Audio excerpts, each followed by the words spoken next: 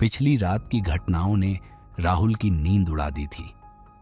वह सोने की कोशिश करता, लेकिन जैसे ही उसकी आंखें बंद होती, वही आवाजें उसके दिमाग में गूंजने लगती। तुमने मुझे वहां क्यों छोड़ा? रात का वह चेहरा, उस परछाई का चेहरा राहुल को चैन नहीं लेने दे रहा था। सुबह हुई और राहुल ने सोचा कि शायद ये सब बस एक सपना था, लेकिन उसकी मेज पर रखी घड़ी, जो रात में फर्श पर मिली थी, उसी समय पर रुकी हुई थी। रात 2:43। उसने इसे चलाने की कोशिश की, लेकिन घड़ी फिर चालू नहीं हुई।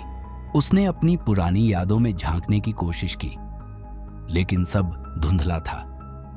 वह जानता था कि उसका भाई अचानक एक दिन गायब हो गया था। किसी को पता नहीं चला कि क्या हुआ, लेकिन राहुल ने कभी उस घटना के बारे में किसी से बात नहीं की। राहुल ने सुबह के काम निपटाए और खुद को व्यस्त रखने की कोशिश की।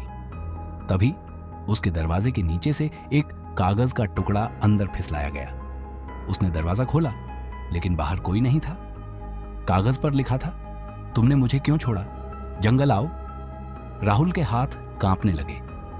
ये वही सवाल था जो डायरी में लिखा था और जो परछाई ने उससे पूछा था, लेकिन यह सब कैसे जुड़ा हुआ था?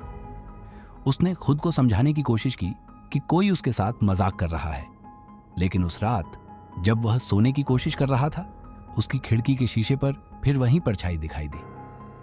परछाई ने इस बार साफ आवाज में कहा, वक्त आ गया है तुमने जो छुपाया है वह सब वापस लाने का। राहुल ने पूछा, तुम कौन हो और मैं क्या छुपा रहा हूं? परछाई ने जवाब नहीं दिया, लेकिन उसने खिड़की पर कुछ लिख दिया। जंगल, पुराना बरगद का पेड़।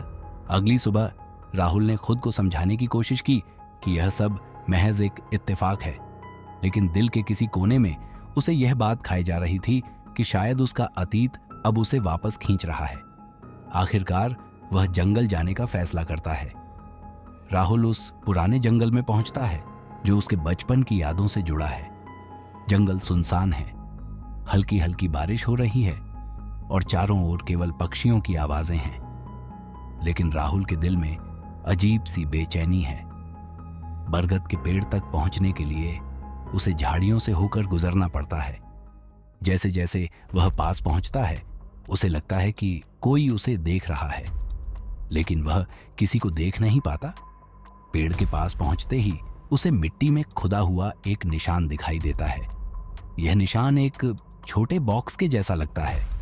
राहुल इसे साफ करता है और वहां से एक लकड़ी का डिब्बा निकालता है। डिब्बा बहुत पुराना है, लेकिन वह अच्छी हालत में है। उसने इसे खोलने की कोशिश की, लेकिन यह लॉक था। डिब्बे पर एक तारीख लिखी हुई है, 15 जुलाई 2001। ये वही तारीख है जिस दिन राहुल का भाई गायब हुआ था। राहुल को अपने शरीर में एक सिहरन महसूस होती है। उसे याद आने लगता है कि 2001 में वह और उसका भाई इसी जंगल में आए थे, लेकिन आगे की यादें अब भी धुंधली थीं।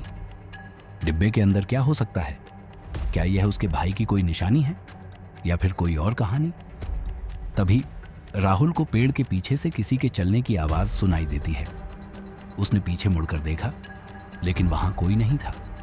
पर उसकी परछाई फिर से बड़ी होने लगी थी और इस बार वह परछाई अकेली नहीं थी। अंधेरा घना हो रहा था।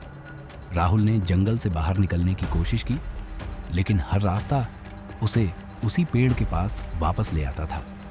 परछाई ने फिर कहा, तुम्हें याद दिलाने का वक्त आ गया है। राहुल वहीं गिर पड़ा।